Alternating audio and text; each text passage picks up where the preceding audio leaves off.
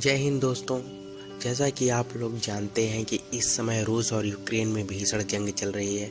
आइए जानते हैं इनका विवाद क्या है और किस वजह से इतना भीषण युद्ध चल रहा है। इस टॉपिक पर आज की वीडियो है। यूएसएसआर से टूटकर रसिया बना और यूक्रेन का क्या विवाद है, आइए जानते हैं। यूएसएसआर का पूरा नाम union of Soviet socialist Republic है।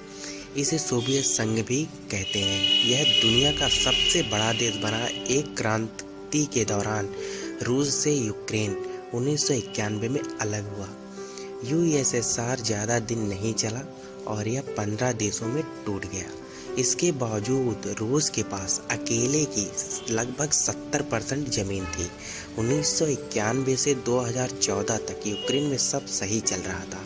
2014 में पेट्रो यूनकोई की सरकार गिर जाती है और ये रूस के समर्थक थे और रूस इनसे कहता था कि यूक्रेन को यूरोपीय देश में शामिल मत करो, क्योंकि अगर यूरोपीय देश में ये शामिल हो जाता है तो अमेरिका की एक चाल होती है, यूरोपीय यूनियन में शामिल होते ही उनको नाटो का सदस्य बना लेता है। अब बात आती है नाटो क्या है। नाटो एक संगठन है जिसमें कई शक्तिशाली देश होते हैं।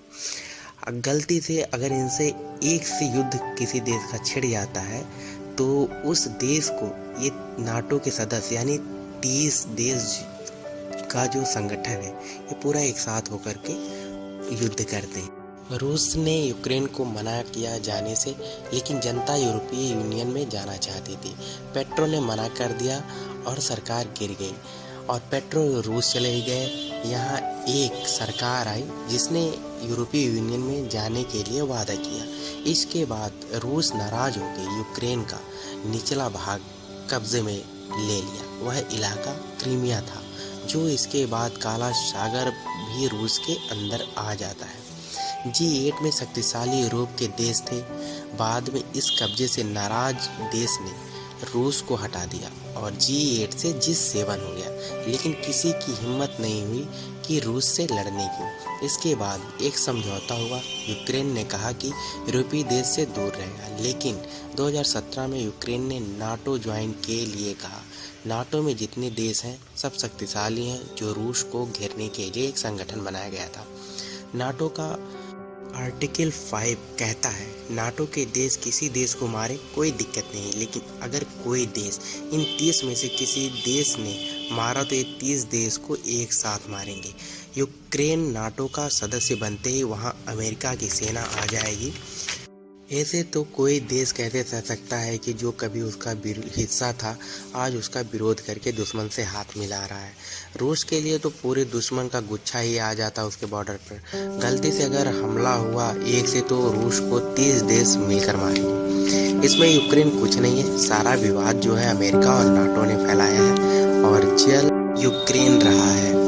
यूक्रेन को समझना चाहिए था कि ऐसा काम ना हो जिससे किसी को तकलीफ हो। यूक्रेन में रूस के भी लोग रहते हैं जो रूस को सीधा समर्थन करते हैं। कोई भी देश अपने राष्ट्र की सुरक्षा ध्यान में रखता है। यूक्रेन को चारों तरफ से पहले ही घेर रखा था। अमेरिका और नाटो की सहायता से यूक्रेन कूदने लगा और जब युद्ध हुआ तो यूक्रेन की सहायता के लिए कोई नहीं आया और यूक्रेन जलता रहा। रूस अमेरिका से 2 कदम आगे निकला। यूएनओ जो अमेरिका की कठपुतली है, रूस ने जितने भी कब्जे वाले देश थे उन्हें स्वतंत्र कर दिया और वहां से अपना शासक दे दिया। एक पत्र रूस के लिए भिजवाया जहां वो देश रूस से सहायता मांगे। इसके बाद वहां रूसी सेना पहुंच जाती है। यूएनओ भी इसी की इजाजत देता है। अमेरिका ने इसी बात का फायदा उठाकर अफगानिस्तान, लीबिया, इराक, ईरान आदि देश पर हमला किया था। इसका मतलब जब अमेरिका करे तो ठीक है, रूस करे तो गलत है। तो रूस झुकने वाला है नहीं। रूस का गैस सप्लाई पाइप यूक्रेन से होके यूरोपीय देश में जाता है। नाटो के दबाव में यूक्रेन ने 2014 में रूस से इन पाइप का किराया भाड़े के तौर पर $33 बिलियन की मांग की थी। रूस मान गया, लेकिन बाद में यूक्रेन जब यूरोपीय देश से हाथ मिलाने लगा तो विवाद वहीं से शुरू हो गया।